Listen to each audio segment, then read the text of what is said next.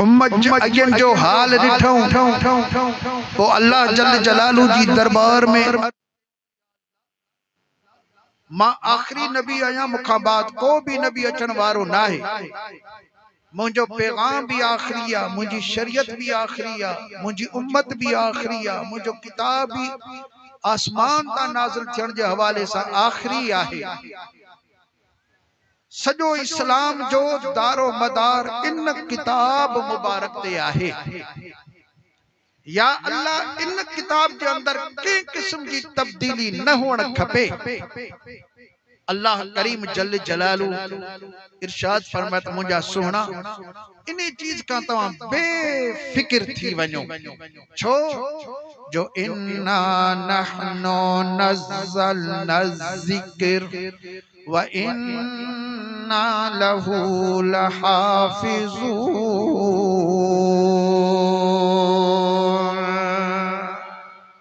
अल्लाह जल जलालू इरशाद फरमायो त बेशक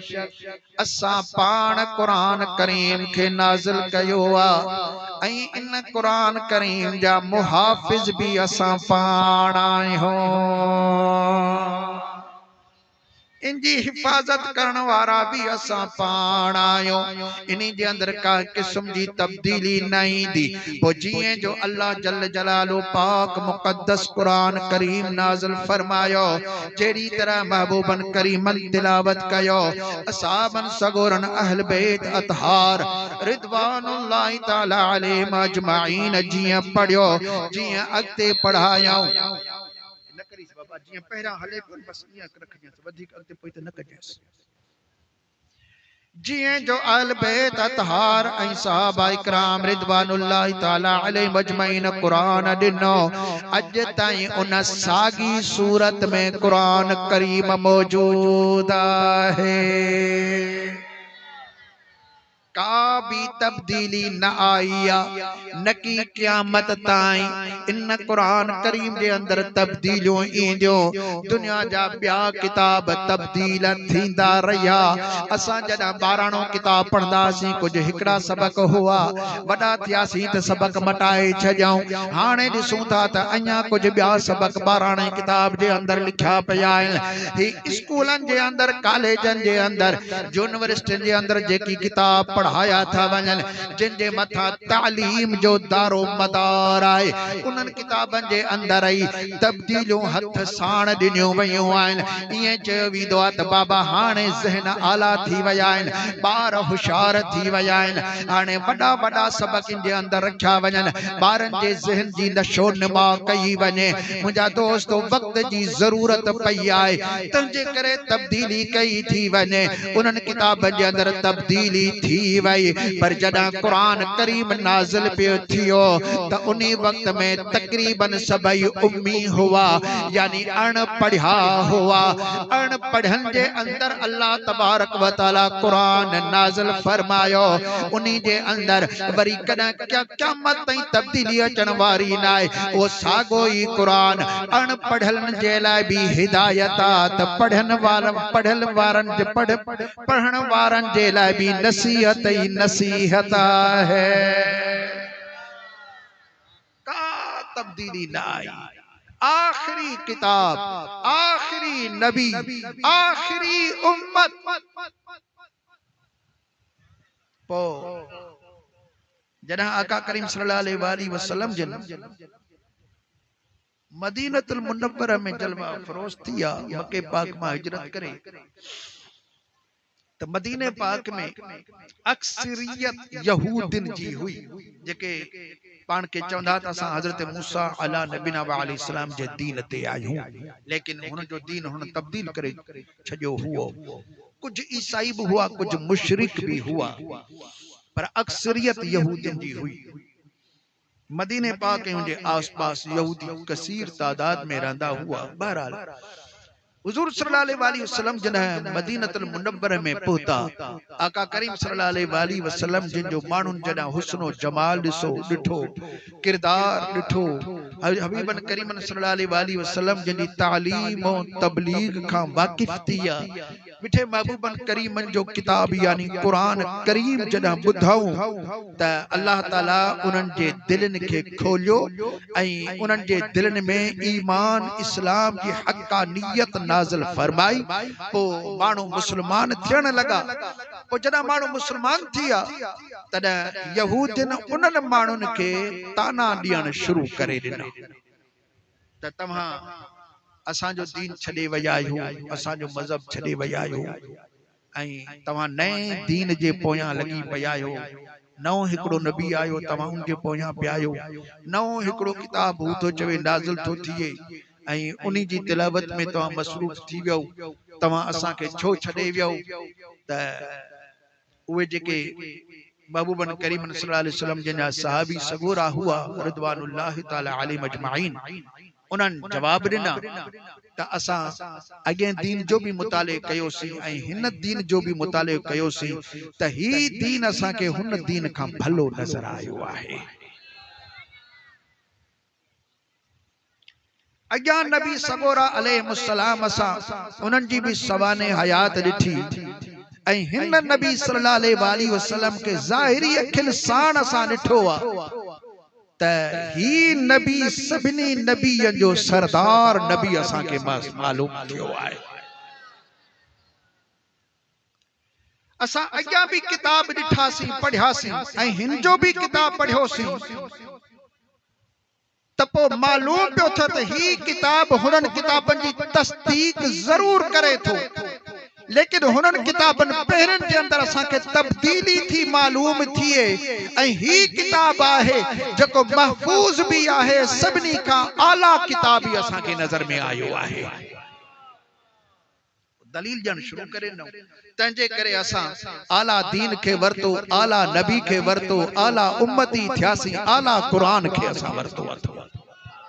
तंहिंजे करे असां भला तव्हां के बि दावत था जो त तव्हां बचो। तव्हां जे नबी भी हिन नबी सगोरे सल्लल्लाहु अलैहि वसल्लम जिन बाबत तव्हां उम्मतन खां वाइदा वरता हुआ त जॾहिं आखिर ज़मान नबी सल्लल्लाहु अलैहि वसल्लम अची वञे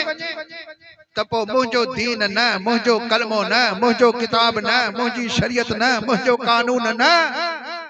बल्कि कानून हलंदो, किताब पढ़ियो वेंदो, कलमो हलंदो तो न आखिर ज़मान नबी सल्लल्लाहु अलैहि वसल्लम जिन जो ही हलंदो।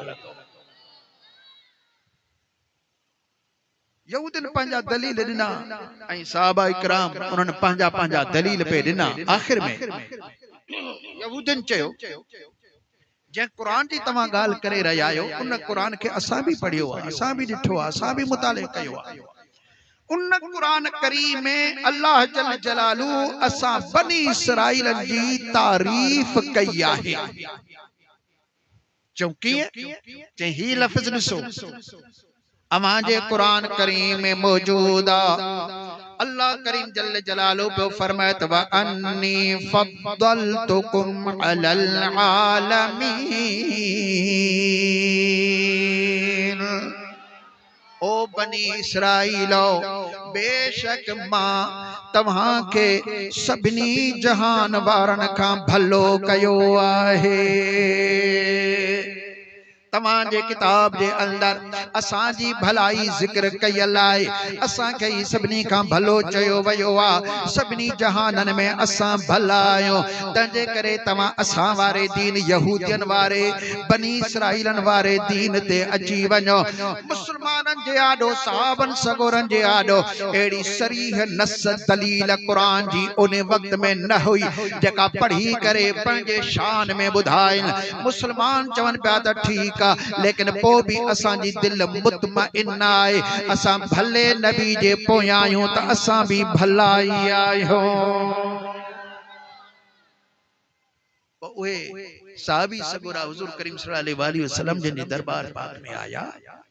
अची करे अर्ज कयूं त बिनी जहान जा सरदार असा कुर्बान थियो अब्बा अम्मा कुर्बान कयूं बई जहान कुर्बान कयूं सुना एक अर्ज है त अज यहूदिन जो असा सा मुनाजरो थी पयो है ऊपर चवंदा असा जो दीन भलो असा उम्मती भला असा जो ते असा जो दीन भलो असा उम्मती भला को दलील एक बे के दीदा रया से आखिर हुनन एकड़ो दलील दिनो जो कुरान मंझा दलील दिनो है जे जे जवाब में असा वट फिलहाल एड़ी का भी आयत नहीं जेका असा उनके देई सकूं हा सो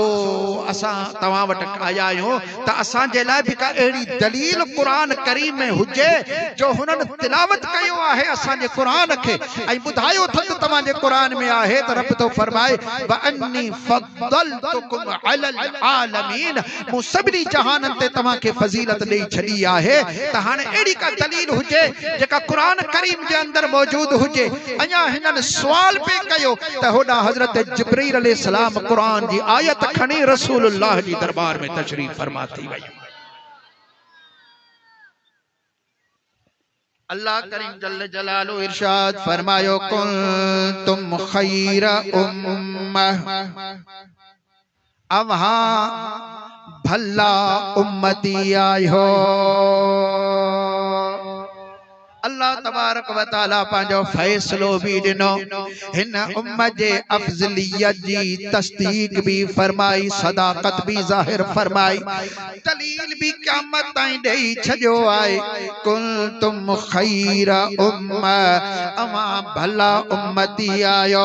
छाजे करे भला थी आयो अल्लाह सुब्हानहु व तआला हाने सबब बुधाए रयो आ केड़न सबबन जे करे तवा भला आयो रब करीम जल्ल जलालु इरशाद फरमायो कुंतुम खैरा उम्मतिन उखरिजत लिन्नास अवा भला उम्मती आयो जो अवा माण्हुन जी रहबरी जे लाए पैदा कया वया हो मानुन जे फायदे जे लाए पैदा कया वयायो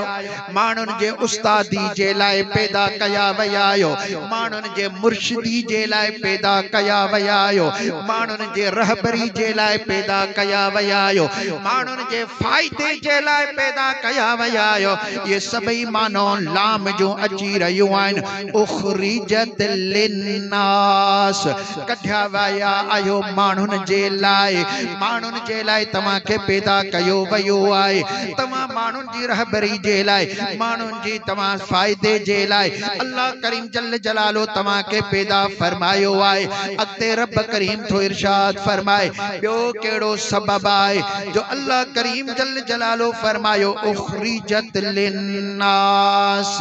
तअमुरून बिल मारूफ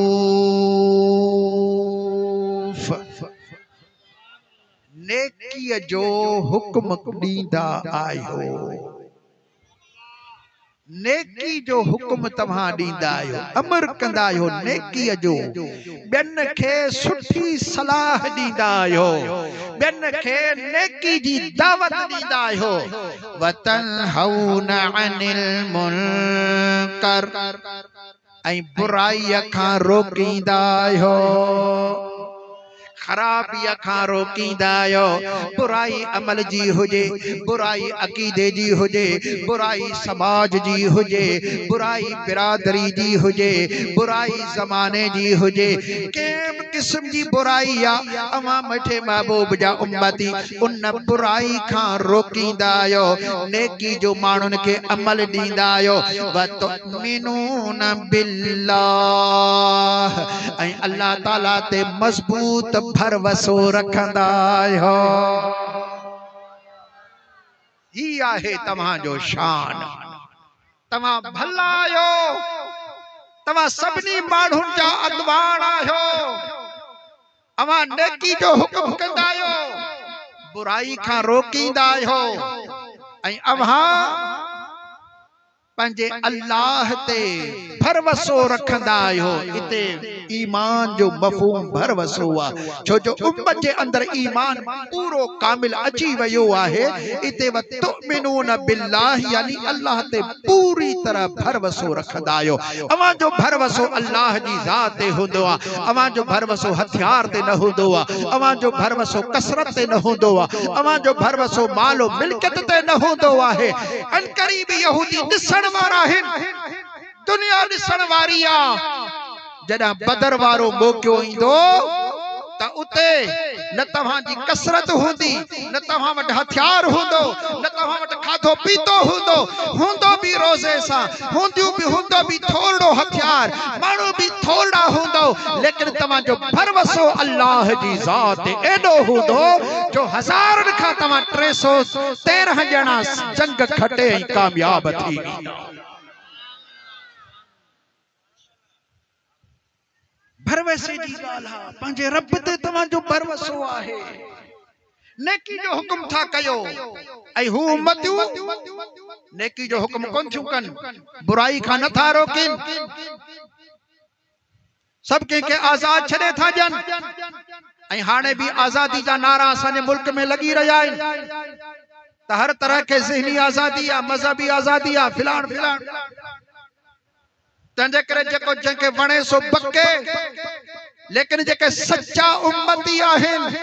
अॼु बि पंहिंजो फरीज़ो निभाए रहिया आहिनि, हक़ जो आवाज़ बुलंद करे रहिया आहिनि, बुराई खां रोके रहिया आहिनि, नेकी जी दावत आम करे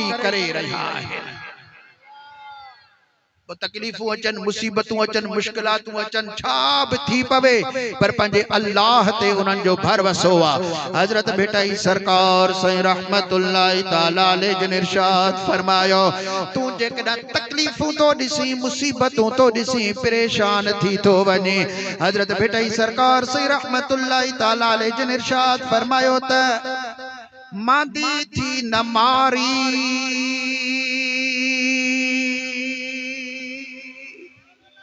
मारी वेचारी उम्र जे कैद में आ, काबू लगी पया, औरत जात आए, हिते कैद जे अंदर को भी मारवी जो मुआफिक ना आए, सभई मारवी जा मुखालिफ आए, छो जो बादशाह जी इताअत करण वारा आए, बादशाह मारवी जो मुखालिफ आए, जेका मारवी जो मकसद आ उन्हीं जे खिलाफ बादशाह आए, हुन जो पंजो अलग हिकड़ो मकसद आए। पर मुंजा दोस्तो अकेली मारवी आए, वेचारी जो न्यापो केर मारुन ताई पहुंचाए, पैगाम केर मारुन ताई पहुंचाए, हिंजे माइटन के हिंजा हाल केर बुधाए। सोने लती सरकार से दस्तगीरी कईया, रहबरी कई आए, आथत ॾिनी आ, भरवसो बुधायो आ, परेशान न थी जे मांदी थी न मारी, तुझो अल्लाह भी आहे, सवन बरहन जा सूरड़ा, एक लहजे में लाहे, एड़ो ही आहे जो माग रसाई दी मारी। वो मुझो रब करीमा जो तोखे पंहिंजे माग ते पहुंचाए छॾींदो, परेशान थियण जी ज़रूरत न आहे, बस उन्हीं ते भरवसो रखंदी अच, उन्हीं ते पंहिंजी तवक्कुल रख। मुंहिंजा दोस्तो अल्लाह जल जलालो बि फरमाए पियो, अवां जो भरवसो अल्लाह ते आहे, पोइ परेशान थियण जी ज़रूरत ई कान्हे का। रब करीम जल जलालो फरमायो, अवां सभ खां भला आहियो, अॻियनि उम्मतनि खां तव्हां भला, उन्हनि जे नबियनि सगोरनि जेके उम्मतूं तैयार कयो, यहूदियुनि जी उम्मत हुजे, नसारा जी उम्मत हुजे, ॿियनि ॿियूं जेतिरियूं बि उम्मतूं आहिनि, लेकिन कुंतुम खैर उम्मा, अवां भली उम्मत आहियो। अब ॻाल्हि समझ में अचे पई? हाणे थोरो तफ़सील में था वञूं। आयत करीम जे हिकिड़े हिस्से जो तर्जुमो कयम ऐं शान नुज़ूल बुधायम, हाणे तफ़सीर जे अंदर था असां अॻिते हलूं। अल्लाह करीम जल जलालु फरमाए कुंतुम खैर उम्मा, हे लफ्ज़ कुंतुम एडो त पंहिंजे माना जे अंदर वसी आहे, एडो त वॾो वसी आहे। सॼी रात तकरीर कयां, सुभाणे तकरीर कयां, ॿिए ॾींहुं तकरीर कयां, जेतिरो अल्लाह मूंखे कुछ समझायो आहे तभी मां पूरो कोन करे सघंदुसि। कुंतुम उलमा इकराम जो टे मानाऊं ॿुधायूं आहिनि। कुंतुम तव्हां हुओ, कुंतुम तव्हां आहियो, कुंतुम तव्हां थींदो। खैर उम्मत भले मां भली उम्मत।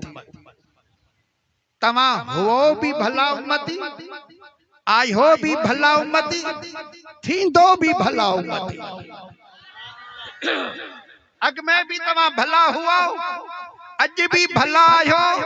सुभाणे भी तव्हां भला थींदो। सो कीअं अग में कीअं भला हुआ, असां अग में कीअं भला हुआसीं।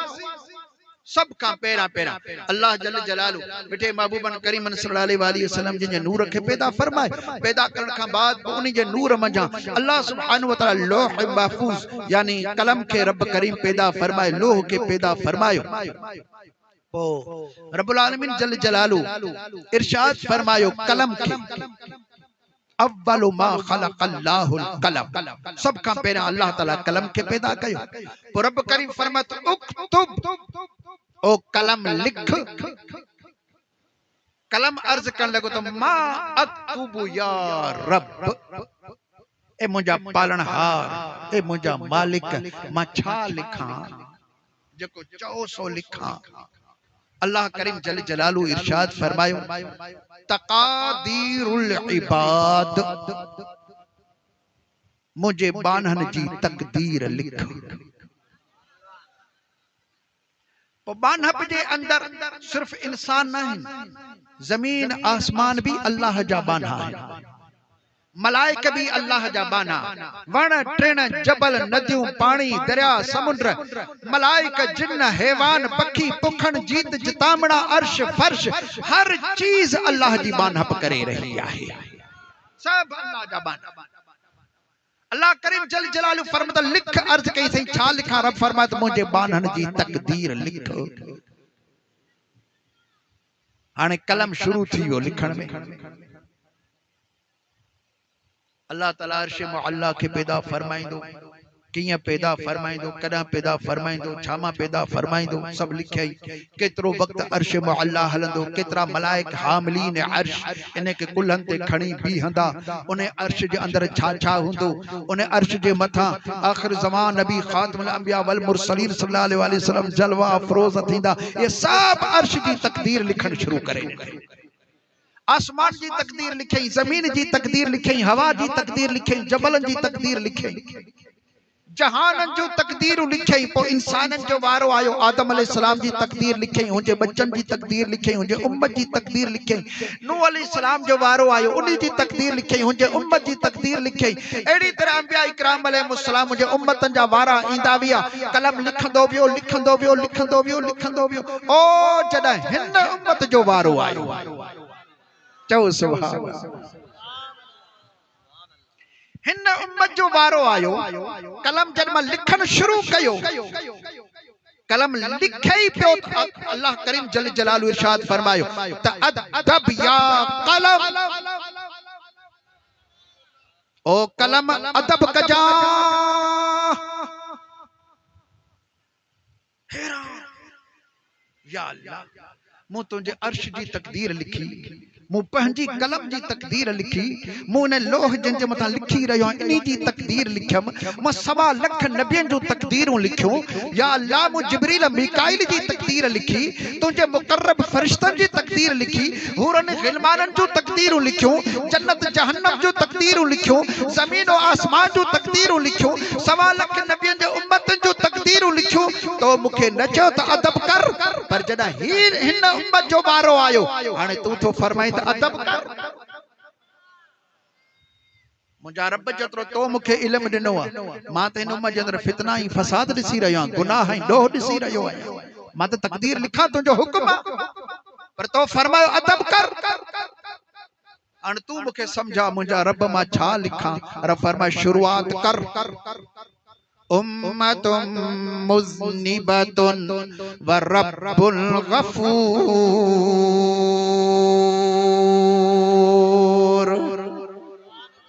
उम्मत गुनहगारा पर रब तो गफूरा है। उम्मत गुनहगारा है पर अल्लाह जल जलालू तो गफूरुर रहीम आए। रब करीम जल जलालू फरमाता ला तक़नतू मिर रहमतिल्लाह इन्नल्लाह यग़फिरुज़्ज़ुनूब जमीआ। अल्लाह ताला जी रहमत मंजा ना उम्मीद न थियो। बेशक वो अल्लाह जल जलालो सबई गुनाह बख्श करण वारो आहे, सबई गुनाह मेटण वारो आहे। अल्लाह फरमाए तो कलम लिखित रब करीम गफूरा। उम्मत गुनाहगारा पर रब तो उन्हनि जो गफूरा मेहरबान आहे। मुंहिंजा दोस्तो या मेहरबानी कंहिंजे करे थी आहे? मदीने वारे घोट जे करे थी आहे। हिक कलमे पाक जी निस्बत रब करीम असां के नसीब कई। उन्हीं जे करे अल्लाह जल जलालो असां जा ऐब ढकिया, असां जा गुनाह बख्शा, असां के अल्लाह ताला सभिनी का भलो उम्मती बनायो आहे। हजरत बेटा सरकार से रहमतुल्लाहि ताला अलैहि जिन इरशाद फरमायो त कांथ बियन के तिरा कांध बियल के तेरा पर मुवर बड़ी खांद बियन जा कांध बियन जा मालिक खोड़ायल पर जेको मुंहिंजो मालिक आए, जेको मुंहिंजो मालिक आए वॾी खांद वारो आए, वॾो बरजुस्तो आए, वॾो दिलेर भी आए, ऐब ढकण वारो आहे, पर्दा पोशी करण वारो आहे, बर्दाश्त करने वारो आ। बेटा सरकार से बा फरमाए त कांध बियन के तेरा पर मुवर बड़ी खांद पाणा ढके पांध जेठ से डोह अखिन सी अखिन साण गुनाह ॾिसी रहियो आ पर वरी भी पंहिंजो पर्दो पनाह रखे थो। एडो त अल्लाह मेहरबान थियो। हिन उम्मत के अल्लाह तबारक व तआला शरफ अता फरमायो। रब करीम फरमायो कुंतुम खैर उम्मा, अवा भली उम्मत हुआ। जॾहिं उम्मत जो तकदीरूं लिखियूं वञनि पियो उन लोहे महफूज में भी तव्हां ई सभिनी खां भला हुआ।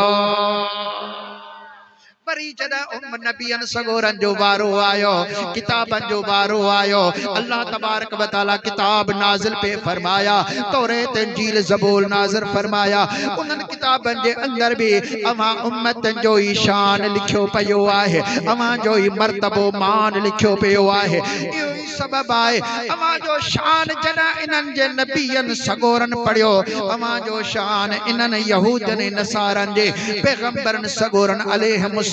मुतालो कयो। उन्हनि खे जॾहिं तव्हां उम्मतन जे शान जी मालूमात थी तॾहिं अल्लाह तबारक व तआला जी दरबार में हर नबी पंहिंजे दौर में अर्ज़ कंदो रहियो त अल्लाहुम्मा जअलनी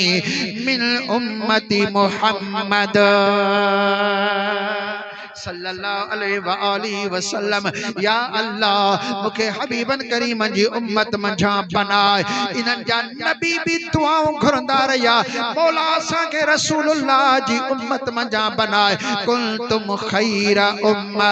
अवां भली उम्मत हुआ। उन्हनि नबियन जे ज़ुबाननि ते भी तव्हां भला, उन्हनि नबियन सगोरन जे ज़हनन में भी तव्हां ई भला हुआ, उन्हनि जे दिलनि में भी तव्हां भला हुआ, उन्हनि जे किताबन में भी तव्हां भला हुआ, उन्हनि जे सहीफन में भी तव्हां भला हुआ। तारीख़ जे अंदर तव्हां हमेशा भला रहिया आहियो। वरी जेको मौजूद हाणे दौर आ, इन दौर में भी तव्हां ई सभिनी खां भला आहियो। छो जो निस्बत त अलग चीज आए पर ज़ाहिरी तरह तवा के दिठो वने पयो अमा जा अमाल दिठा वजन पिया अमा जा अकीदा जदा दिठा वजन पिया दुनिया सजो दुनिया पूरी फैसलो कंदी त जेकरा भले मां भली का उम्मत आए त ही इस्लामी उम्मत सबनी का भली आ भले मां भलो को दीन आए त पो दीन इस्लाम सबनी का भलो आए अज भी मानू दीनन जो मुतालो करे रहा है यहूदी हुजन नसारा हुजन मजूसी हुजन सबाई हुजन ये सब जो सब जना इस्लाम जो मुतालो कन था अज भी उए मुसलमान थी रहा है कुरान के मनी रहा है हबीब करीम जे मथा कलमा पढ़ी रहा है दीन इस्लाम के अंदर दाखिल थी रहा है छो जो ही दीन सबनी का भलो दीन ही उम्मत सबनी का भली है यहूदी जे दीन जे अंदर इया हो जेकरा उनन जो कपड़ो भी पलीत थी पवे वो कपड़ो धोण सा पाक न थींदो हो बल्कि उन्हें के काटे करे उछलाए छजो भी दो हो पो बाकी रहल कपड़ो पाक थींदो पर हिन उम्मत के अल्लाह इए भलो कयो कपड़ो सजो छो न पलीत थी पवे पर जेकर इनके चंगी तरह धोतो वने त पो उन्हीं कपड़े के भी पाकाई जो ही हुक्म है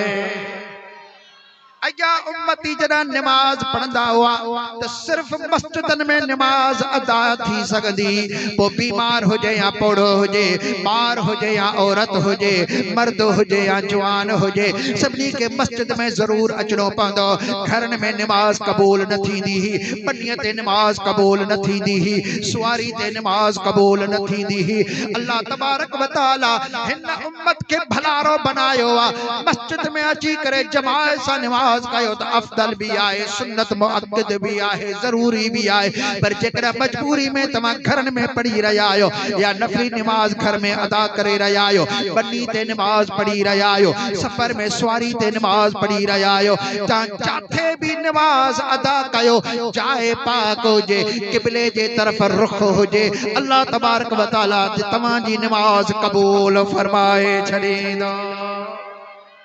अज भी रब करीम तो फरमाए तमा भला आयो हाने अंदाजो तो रब तो फरमाए तमा अज भी भला आयो छो ये यहूदी साल जा साल मेहनत कन इबादत कन जिंदगी पूरी जेकना ये रात दी इबादत में मसरूफ थी वजन सजी जिंदगी इबादत कंदारन हत्ता के 80 साल सजा भी जेकना इबादत कन हिकड़े पासे इनन जी इबादत मो तमा के हिकड़ी रात दिनिया अल्लाह जल्ल जलालु इरशाद फरमायो इन्ना अंज़लनाहु फी लैलतिल क़द्र वमा अदराका मा लैलतुल क़द्र लैलतुल क़द्रि खैरुम मिन अल्फि शहर अल्लाह जल्ल जलालो फरमायो हिकड़ी रात कद्र जी मो तमा के दिनी आए जे रात में मो कुरान नाज़िल कयो आ बुधण वारा तो के केड़ी खबर इन रात जो कद्र अल्लाह वट केतरो वडो आ अल्लाह जल्ल जलालो फरमायो लैलतुल क़द्र खैरुम मिन अल्फि शहर हिकड़ी कद्र वारी रात 1000 महीनन जी इबादत का भली आहे ओ यहूदियो नसारो अमा 1000 महीना यानी 80 साल भी तमा जेकना इबादत कयो सजी जिंदगी रात दी इबादत में रहो हिकड़ी घड़ी भी अल्लाह का तमा गाफिल न थियो हर किस्म दी इबादत कयो जमे तमा जो तिलावतों रुकू सजदा वगैरह अमा जो इबादतों अमा जो जंगों जिहाद गज़वा वगैरह अमा जा रोजा अमा जो खैरातों अमा जो ज़कातों सबई शामिल हुजन तमा हिकड़ो 1000 महीना पूरा तमा इबादत कयो हिकड़े पासे पर मिठे महबूब जो उम्मती रुगो कदर वारी रात जागी इबादत करे त इन जी हिकड़ी रात तमा जे जिंदगी भर जे इबादत का भली आहे हाणे बुधायो त भली उम्मत केड़ी आहे अब गाल समझ में अचे पई हाणे बुधायो त भली उम्मत केड़ी भली उम्मत त उहा आहे जंहिंखे अल्लाह जल जलालो एडो वडो शान अता फरमायो आहे। मुंहिंजा दोस्तो यहूदन वग़ैरह जे उम्मत में उन्हनि जे दीन में ज़कात फर्ज हुई, लेकिन केतरी ज़कात अदा कंदा पंहिंजे टोटल माल जी जेतिरो बा थोरो आ या घणो आ, मिस्कीन आ या गरीब आ, भली हिकिड़ो रुपयो हिकिड़ो आनो उनी वटा उनी जो चौथो हिस्सो उनके ज़कात में ॾियणो आहे। लेकिन हिन उम्मत जे मथा अल्लाह तबारक व तआला तखफीफ कई आहे। गरीब जे मथा ज़कात न आहे, मुसाफिर जे मथा ज़कात न आहे, मिस्कीन जे मथा ज़कात न आहे, जंहिंजे मथा कर्ज आहे उनी जे मथा ज़कात न आहे। निसाब हिकिड़ो अल्लाह तबारक व तआला मुकर्रर फरमायो आहे, हद बंदी रखी आहे। एतरी हद खां बाद हाणे जॾहिं तव्हांजा पैसा वधी विया, हाणे तव्हांखे 40 हिस्सो अल्लाह जी राह में ज़कात ॾियणी आहे। 40 हिस्सो बस, सजी न, चौथो हिस्सो न, 10 हिस्सो न, 40 हिस्सो तव्हांखे ज़कात अदा करणी आहे। पर अफ़सोस मुसलमाननि जे मथां इहो 40 हिस्सो बि ज़कात ॾियण जे लाइ असांजो मुसलमान तयार न आहे। हू सम्झे थो त मां सुञो थी वेंदुसि, भींजो थी वेंदुसि, मुंहिंजा ॾोकड़ खुटी पवंदा, ड्रिजे थो। ड्रिज न, ॾियण वारो अल्लाह आहे, उहो ई तुंहिंजे माल में एतिरी बरकत विझंदो जो रब करीम जल जलालो फरमायो ज़ल्लज़ी युक़रिदुल्लाह क़र्दन हसना फयुदाइफुहु लहु अद्आफन कसीरा। केर आहे तव्हां मजा जेको अल्लाह के कर्ज दिए यानी ज़कात खैरात अदा करे अल्लाह जे नाले ते दिए। रब तो फरमाए दियो तव्हां जो ॾिनो मुंहिंजे मथां कर्ज आहे, कर्ज वापस कयो वेंदो आहे, मां इहा चीज़ तव्हांखे वापस करे ॾींदुसि। फरमाए केर थो? अल्लाह तो फरमाए, को माण्हू नथो चवे। हे क़ुरान जो कलाम आहे, क़ुरान करीम जी ॿोली आहे, अल्लाह जो वाइदो आहे। तव्हां मुंहिंजे नाले ते पैसा दियो, माल दियो, मिल्कियतूं दियो, कपड़ा लटा दियो, खैरात कयो, ज़कात दियो। रब तो फरमाए दियो तव्हां जो ॾिनो मुंहिंजे मथां कर्ज आहे, मां तव्हांखे मोटाए ॾींदुसि। ईअं न त को हिक जे बदले में हिक न, बल्कि रब करीम फरमायो फयुदाइफुहु लहु अद्आफन कसीरा। उनके डबल कंदो, वरी उनके डबल कंदो, जेको भी मबलग थियो वरी उनके डबल कंदो, वरी जेको बचियो वरी उनके डबल कंदो। अल्लाह तबारक व तआला कई डबल करे करे तव्हांखे वो माल अता फरमाईंदो। तव्हां कॾहिं न ॿुधो त को सखी सुञो थी वियो हुजे। सखी कॾहिं सुञो न थियो,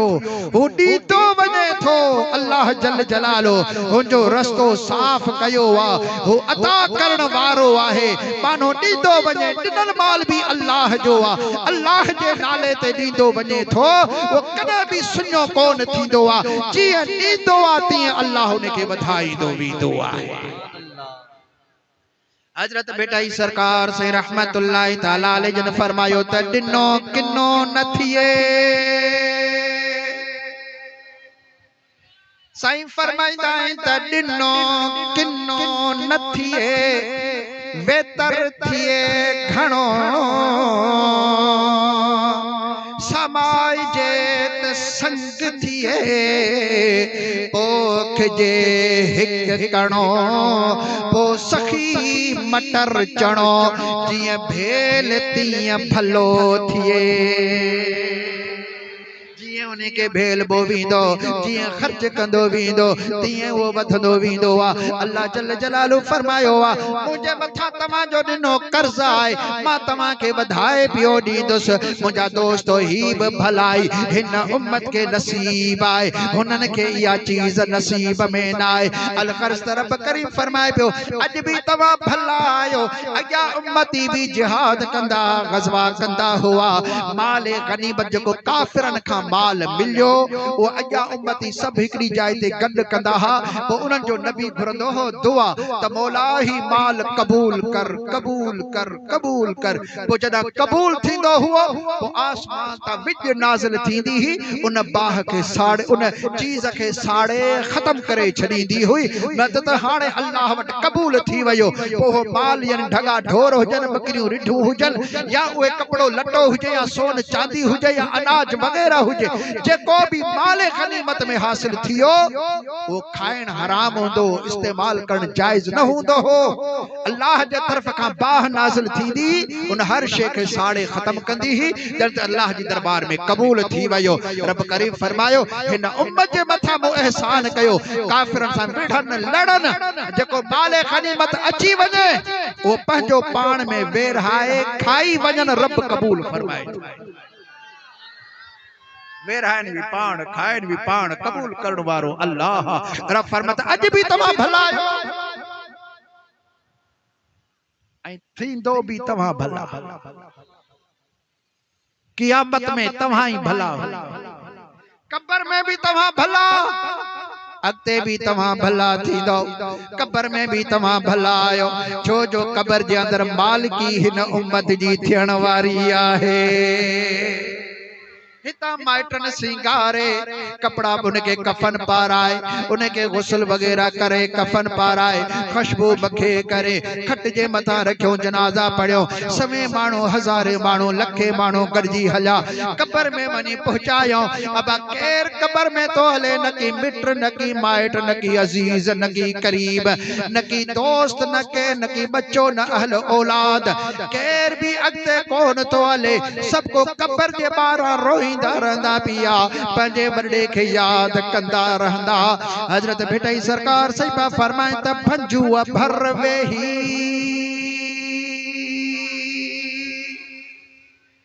एक कब्र जो ताजो ताजी मिट्टी जेका है जो भंजू वांगुरा भेटई सरकार सही रहमतुल्लाह तआला अलैहि फरमाए पिया त भंजू भर वेही तो कैसा करी गालड़ियों जानी मानी मोटिया या बर बनी दे खबर कान पे तड़ा जडनाओ से केड़ो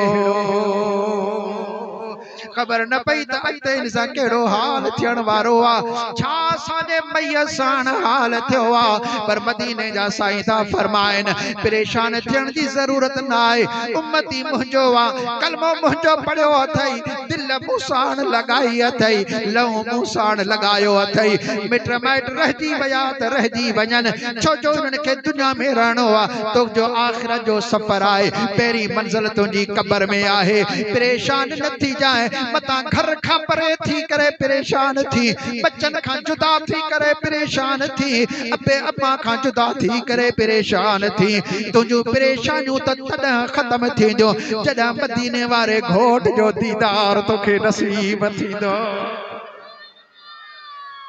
बेटई सरकार सही आई दुआ घुरिया त मुंजा सोना वडा वण वणकार जा जिते नाग सुझन नीला उते अब्दुल लतीफ चवे हे किलन कया हीला जिते गुणबल कबीला तिते रसज रहबर राह में मदीने जा साईं सल्लल्लाहु अलैहि वसल्लम कब्र के अंदर जलवा फरोज थी वेंदा आहिनि पंहिंजे जलवा नुमाई फरमाईंदा आहिनि पंहिंजे दीदार कराइण जे लाइ ईंदा आहिनि उम्मती मुंहिंजो आयो आहे जान मंझां जिस्म मंझां जान निकिरी चुकी आहे बीमार थी करे पंहिंजे उस्बे मंझां साह ॾेई करे कमज़ोर थी करे मरी टुटी करे कब्र में आयो आहे हिन खे ख़ुशी ॾियण जे लाइ आथत ॾियण जे लाए ताज़गी पहुंचाइण जे लाए हबीब करीम सल्लल्लाहु अलैहि वसल्लम पंहिंजो जलवो ॾेखारण जे लाए अची रहिया आहिनि। मुंहिंजा दोस्तो मिस्र में ॾुकर पइजी वियो, खाइण पीअण जे लाइ कुझु बि न हूंदो हुओ। यूसुफ अलैहिस्सलाम मिस्र जा अज़ीज़ बादशाह हुआ। हुकुम फरमाए त सॼी रइयत सॼी क़ौम मुंहिंजी गॾु थी वञे। हिकिड़ी जाइ ते पहुचो त मां तव्हांखे ड्रॉ करायां। हिकिड़ी जाइ ते मिस्र जा माण्हू गॾु थी वेंदा हुआ। हज़रत यूसुफ अला नबीना अलैहिस्सलाम रुख अनवर तां पर्दो हटाए करे पंहिंजी क़ौम खे दीदार कराईंदा हा त सॼे ॾींहं जी बुख ई लही वेंदी हुई, उञ ई लही वेंदी हुई। ईंदड़ ॾींहं ते बुख जी परवाह कान थींदी। वरी ॿिए ॾींहं ते अठे पर उन खे दीदार कराए रात ॾींहं जी बुख उन्हनि जी ख़त्म करे छॾींदा हुआ। हज़रत यूसुफ अलैहिस्सलाम अहिड़ी तरह पंहिंजी उम्मत खे ख़ुशि कयो आहे। यूसुफ जी सखावत खां रसूलुल्लाह जी सखावत वधीक आहे। यूसुफ अलैहिस्सलाम जे हुस्नो जमाल खां मदीने वारे घोट जो हुस्नो जमाल वधीक आहे। यूसुफ अलैहिस्सलाम जेतिरो पंहिंजी क़ौम सां मेहरबान आहे उन खां वधीक रसूलुल्लाह पंहिंजी उम्मत सां वधीक मेहरबान आहे। सुभान अल्लाह। नारे तकबीर, बैत मथे करे नारे रिसालत, नारे तहकीक, नारे हैदरी, नारे पीर, उलमाए अहले सुन्नत। हजरत बेटा सरकार से रहमतुल्लाह तआला अलैह फरमायो त समर जनीन साण आहे हो त हिमायत तिन जो करे छे छपरे पुन्हो ईंदो पाण थींदी रूह रिहाण लहज़े मंझ लतीफ़ चवे। हिकड़े लहज़े जे अंदर रूह रिहाण थी वेंदी, रूह राज़ी थी पवंदा। मुंहिंजा दोस्तो हबीबन करीमन सल्लल्लाहु अलैहि वसल्लम जी मेहरबानी सखावत इनायत सभिनी नबियन सगोरन अलैहिस्सलाम खां पंहिंजी उम्मत जे मथां वधीक आहे। जना आका करीम सल्लल्लाहु अलैहि वसल्लम अची विया, ॾिसण वारे ॾिसी वरतो, सुञाणे वरताई, बेड़ा ई पार थी वेंदा। तंहिंजे करे भिटई सही फरमायो त जड़ जीअरे जनसी इन जहान जे अंदर तो उन्हनि सां जड़ी वन, उन्हनि सां गॾिजी वन, उन्हनि सां प्यार कर, उन्हनि सां मोहब्बत कर जेके मरण खां बाद तुंहिंजे कम अचण वारो आहे। बेटे सरकार साहिबा फरमाए त जड़ जीअरे जनसी मुए पिणसी तन जे हिते न होत पसंद से के पर केच पसंदियों। जेकरा हिते पंहिंजो होत न सुञाताई, पंहिंजे नबी खे हिन जहान में न सुञाताई त कब्र में भी न सुञाणे सघंदो, मैदान महशर में भी न सुञाणे सघंदो। मुंहिंजा दोस्तो कीअं सुञाणो आहे? उन ज़ात सां हर शइ खां वधीक इश्क लॻाइणो आहे, उन सां मोहब्बत करणी आहे, हबीबन करीमन सां सभ खां वधीक प्यार करणो आहे। दिल मदीने वारे घोट खे ॾियणी आहे। सम्झ त सुञाणे वरतो अथसि, कब्र में भी सुञाणे वठंदो। जॾहिं सुञाताई थी मुंहिंजो नबी आहे, हे आख़िर ज़मान नबी आहे, हे हिननि जो हिमायत करण वारो नबी आहे। सुञाणे वरतई बेड़ा पार थी वेंदा। कब्र में महबूब करीम पंहिंजी उम्मत जी आथत लाइ ईंदा, दिलदारी ॾियण जे लाइ ईंदा। मैदान महशर जेॾीमहिल थींदो सभई उम्मती परेशान थींदा, काॾे वञो कंहिं वटि वञो, असांजी जान छुटे। पंहिंजनि पंहिंजनि नबियनि जे दरबारनि में वेंदा, लेकिन सभई नबी सगोरा ईअं चवंदा त अॼु मूंखे इजाज़त न आहे जो मां अल्लाह जी दरबार में ॻाल्हाए सघां, अॼु मूंखे इजाज़त न आहे जो मां कंहिंजी सिफारिश करे सघां। ॿियो को वञी दर ॻोल्हियो, ॿिए जे दरवाज़े ते वञो जेको तव्हांजे लाइ अल्लाह जी दरबार में शफाअत करे। पोइ उहे उम्मती भलारा, उहे उम्मती अॻियनि नबियनि जा कॾहिं आदम अलैहिस्सलाम जे दरवाज़े ते पिया वेंदा, केॾीमहिल नूह अलैहिस्सलाम जे दरवाज़े ते, केॾीमहिल इद्रीस अलैहिस्सलाम जे आॾो हथ वधा बीठा हूंदा, केॾीमहिल इब्राहिम अलैहिस्सलाम जे आॾो न्याज़मंदी पिया कंदा, जेॾीमहिल मूसा अलैहिस्सलाम जे आॾो आख़िर ईसा अलैहिस्सलाम जे आॾो वॾे अदब एहतराम सां ॿिया ईंदा साईं भला तव्हां ई सिफारिश कयो अल्लाह ताला जा कलमा भी तव्हां आहियो त रूह भी तव्हां आहियो रब करीम जल जलालु जा मक़बूल आहियो अव्हां जे हुक्म सां मुर्दा भी जिंदा थी पवंदा हुआ अव्हां जे हुक्म सां कोढ़ वारा भी चङा भला थी पवंदा हा अव्हां जे फूक साण अंधनि खे भी अखियूं मिली वेंदियूं हुयूं अॼु असांजी सिफारिश कयो अॼु असांजे लाइ भलाई थी पवे हज़रत ईसा अलैहिस्सलाम भी इरशाद फरमाईंदा अॼु मूंखे भी इजाज़त न आहे मां अल्लाह जी दरबार में कुछ अर्ज करे सघां पर हिकिड़ो दरवाज़ो मूंखे सुझे थो उहो दरवाज़ो सदाई रब जे लाइ खुलियो पियो आहे अल्लाह ताला उन्हीं के पंहिंजे लाइ खोले छॾियो आहे वो जेॾी महिल भी अचे जेॾी महिल भी ॻाल्हाए अल्लाह जी दरबार में कबूल ही कबूल कयो वेंदो आहे हिकिड़ो दरवाज़ो सुझे थो हलो मां तव्हां खे ओॾां वठी हलां पोइ सभिनी उम्मतनि खे हज़रत ईसा अला नबीना अलैहिस्सलाम वठी करे मदीने वारे घोट सल्लल्लाहु अलैहि वसल्लम जी दरबार में आणींदा पोइ अल हबीब करीम सल्लल्लाहु अलैहि वसल्लम उन्हनि जे लाइ भी सिफारिश कंदा हाओ ही उम्मत भलारी ॿियनि नबियनि जे दरवाज़नि ते कान वेंदी न की आदम अलैहिस्सलाम न की नूह अलैहिस्सलाम न की मूसा अलैहिस्सलाम उन्हनि जे दरवाज़नि ते न वेंदी हिन उम्मत जो नबी आहे जेको पंहिंजी उम्मत जी पाण रखवाली करण वारो सुभान अल्लाह ताजदारे खत्म नबूवत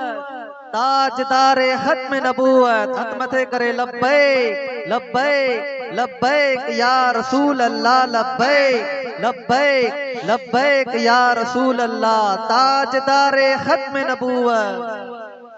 हिन उम्मत जो पंहिंजो भलारो नबी आहे सहारो नबी आहे उहो हिन उम्मत खे ॿिए जे दरवाज़े ते रोलण न ॾींदो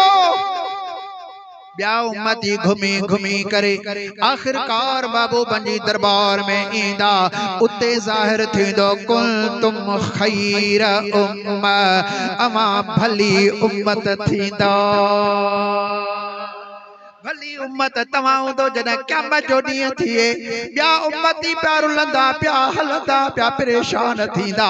अवां भलारा उम्मती हूंदो जो सुहिणे नबीअ जी रहमत वारो हथ तव्हां जे मथां हूंदो अवां जो त बेड़ो ई हिन जहान में भी पारा त हुन जहान में भी पारा है चओ सुभान अल्लाह अॼु तार मां बेड़ो तरियो मुंहिंजा मिठा तुंहिंजे करे अॼु तार मां बेड़ो तरियो मुंहिंजा मिठा तुंहिंजे करे सौली नाते मैं कोशिश करना तो पढ़ावा ए मकबूल नाते जिंदगी के हिकड़ा भेरा चिहबे नात पढ़िए मरण को पहलू मदीने वाले घोट दाओ को दीदार नसीब थी सी तंजे करे मोहब्बत नाल बिना गड पढ़ायो अज तार मां बेड़ो तरियो मुंहिंजा मिठा तुंहिंजे करे दुख दर्द व्यापारो भरियो दुख दर्द व्यापारो भरियो मुंहिंजा मिठा तुंहिंजे करे छा बिलाल छा करम वाह वाह सखी तुझी सखा छा बिलाल छा करम वाह वाह सखी तुझी सखा वाह वाह सखी तुझी सखा ओ हबशी मगर मौला घुरियो मुंहिंजा मिठा तुंहिंजे करे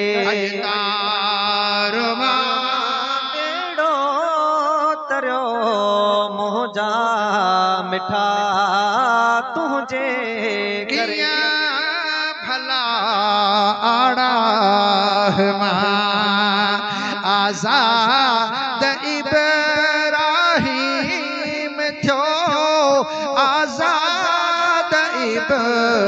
इब्राहिम थो ओ बारण बरल ठरियो मुंहिंजा मिठा तुझे करे बेड़ो तरियो मुंहिंजा मिठा तुझे करे जहल अंधो थियो होॾां काठ पियो कलमा पढ़े ऐं काठ पियो कलमा पढ़े ओ थोड़े भी थियो पागल भरियो मुंहिंजा मिठा तुझे करे बिछो भागल भरियो मुंहिंजा मिठा तुझे करे मिठा तुंहिंजी हुजे सुभान अल्लाह हथड़ा महेसर जा हुजन दामन नबी तुंहिंजी हुजे हथड़ा उम्मत जा हुजन हथड़ा जमात जा हुजन पुत मक़बूल थियो खोटो खरो मुंहिंजा मिठा तुझे करे सभी बिना कॾ पढ़ायो अॼु तार मां बेड़ो तरियो मुंहिंजा मिठा तुंहिंजे करे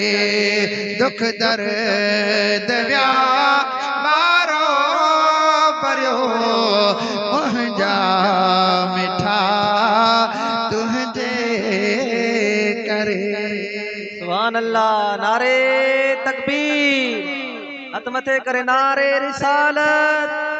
नारे तहकीक नारे हैदरी नारे पीर दरबारे आलिया वीहण शरीफ किबला से मुफ्ती खलील अहमद जान अल्लाह फरमायो तो भली उम्मत ही भलारी उम्मत छा लाए उखरिजत लिन्नास माण्हुनि जे फ़ाइदे जे लाइ माण्हुनि खे फ़ाइदो पहुचायो नफ़ो पहुचायो माण्हुनि खे नुक़सान न ॾियो माण्हुनि खे खीर में पानी विझी खपायो न नुक़सान ॾेई रहिया आहियो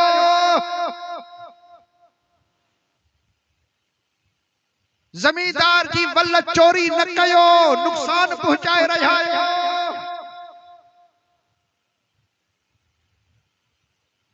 किसा जुल्म न कयो नुक़सान पहुचाए रहिया आहियो चीज़न जे अंदर मिलावटूं करे खपायो था नुक़सान पहुचाए रहिया आहियो माण्हुनि जे मथां कूड़ था हणो नुक़सान पहुचाए रहिया आहियो माइटनि खे विढ़ायो था भाइरनि खे विढ़ायो था दोस्तनि खे विढ़ायो था नुक़सान पहुचाए रहिया आहियो निमाज़ नथा पढ़ो पंहिंजे दीन में नुक़सान पहुचाए रहिया आहियो दावा है तसां भला आहियो तव्हां त हर कम नुक़सान वारो करे रहिया आहियो तव्हां भला तॾहिं थींदो जॾहिं माण्हुनि खे नफ़ो पहुचाईंदो माण्हुनि खे फ़ाइदो पहुचाईंदो माण्हुनि खे सुठी ॻाल्हि ॿुधाईंदो माण्हुनि सां सुठा हलंदो हुज़ूर करीम सल्लल्लाहु अलैहि वसल्लम फरमाती ईमान जी निशानी आहे ईमान तॾहिं माण्हू जे दिल जे अंदर लज़्ज़त पुॼाईंदो सुकून पुॼाईंदो मज़ो ईमान जो तॾहिं दिल जे अंदर ईंदो जॾहिं ॿिए जे लाइ उहा चीज़ पसंदि करे जेका पंहिंजे लाइ पसंदि कंदो आहे तू बाजार में वनी पेवर चीज खरीद कंदो आहे अबा खीर ॾिजे ख़ालिस शे ॾिजे सुठी ऐं ताज़ी मिलावट थियल न हुजे धोखे वारी न हुजे कर्ज वठी कंहिंखां एतिरो कर्ज ॾिए या त सफ़ा माफ़ करे वल घिने ई न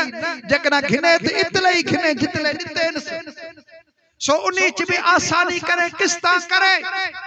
अपने ला इहो पसंद करंदे वे बे दे ला ब्याज देवो तो भली ब्या मरे उनकी जिंदगी तबाह थी वे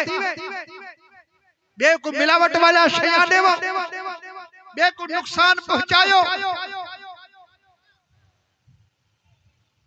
भेण दा हक खावो वरासत हक न देवो नुकसान पुजायो न्याणे दा हक खावो बिलाई बैठे होवो न उठालो न वाह खोलो नहीं दी नुकसान पहुंचे दे पेवे तुसा भले पिछे नहीं वे भले तदह थी सो जदह तुसा रसूलुल्लाह दी उम्मत को अल्लाह दी मखलूक को नफा ही नफा पहुंचे सो फायदा पहुंचे सो जेरे को भी पहुंचायो मुवे को फायदा पहुंचायो मुवे को फायदा केड़ा है तुसा दुआ मंगो या अल्लाह रसूलुल्लाह दी सदी उम्मत को बख्श कर ए फायदा पहुंच गया जेके मर गए जेके जेरे खैराता करदे पेवे फायदा पहुंचे दे पेवे दुआई मंगदे पेवे फायदा पहुंचे दे पेवे ता अपना जहन ठायो जदा असा को अल्लाह भला किता है असा यहूदी दे तरीके ते न हलू नसारा दे तरीके ते न हलू असा हिंदू दे तरीके ते न हलू असा व्याज न खाऊं असा ब्याई न करूं असा कूड़ न गलायूं असा पुछड़ाया न करूं असा मानू न विढ़ाऊं असा बेदला गलत न सोचूं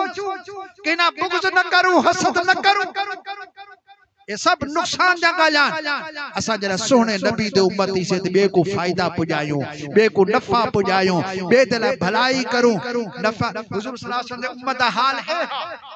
ओहद वाली जंग च आका करीम सल्लल्लाहु अलैहि वसल्लम दे सहाबी तमाम घणे जख्मी थे शहीद भी थे तो उन्हीं वक्त एकड़ा सहाबी सगोरा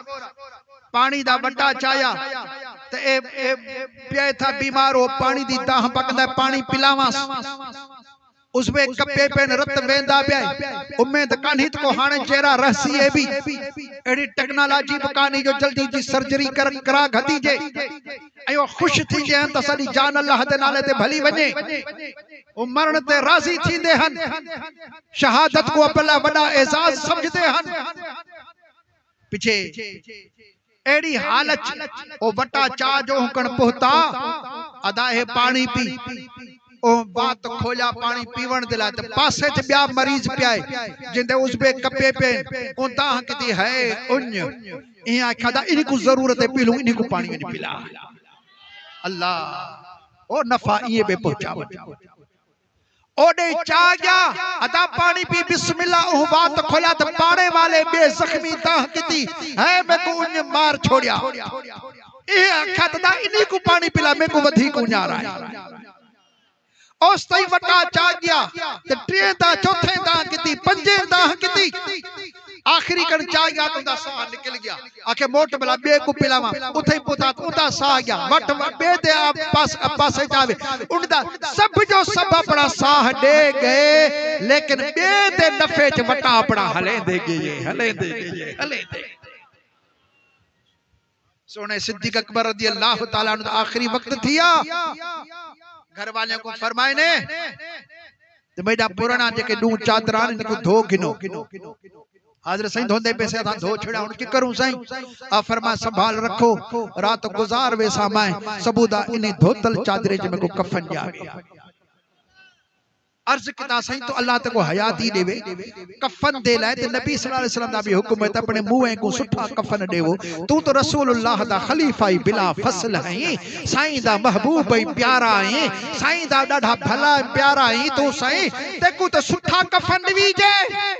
आ फरमाए तो सुठे कपड़े दे हकदार जेरे हिन कहीं बे को फायदा पहुंच वने मैं को पुराने धोतल कपड़े दो मां इन्हीं नाल राजी थी रब दी दरगाह च वेसा अबा जो नवा कपड़ा बे उम्मती दे ला कुर्बान प्या करेंदा अपने दे ला पुराना कफन ते राजी पा थींदा क्या एड़ा एड़ा सहाबी नबी दे बचने दा हक खाई पीछे कबर च वैसी ते नबी दे बच्चे दा हक खा गया कूड़ ते कहानियां सजा उन्हें जा उन्हें ते इसार किता रब क्यों आख्या कुंतुम खैर उम्मतिन तुसाई भले उम्मती वे आई उन्हीं वक्त च केर मौजूद हा उन्हीं वक्त सोने नबी दे सहाबी सगोरे मौजूद हन अरे फरमाते ये सहाबी सबने को भले उम्मती ने उम्मत त ॿी भी है पर ये सबने को भले हाणे भला थी वणा अपना अकीदा भला रखो अपना अमल भला करो बे को नफा पुजावण दी कोशिश करो अपना ज़हन ठाओ तो मैं चूं भली ब्या केर फायदा घिने मेरा माल मेरी मिलकत मेरी जान मेरा कपड़ा वगैरह भली बे दे फायदे चावे शरीयत पाक दी हद दे अंदर रह कर ई सारे कुर्बानी दा जज्बा सीखो अल्लाह सुब्हानहू व तआला असा सबने को भला किताए शाल असा को अञा भी भला रखे इन्हीं उम्मत असा को रखे अल्लाह ताला सदा खात्मा ईमान दे फरमावे आमीन आखो दोस्तों जनाबी खिदमत की थी रब्बुल आलमीन उनकी खिदमत कबूल फरमाए मरहूम मगफूर मकबूल अहमद दर्जात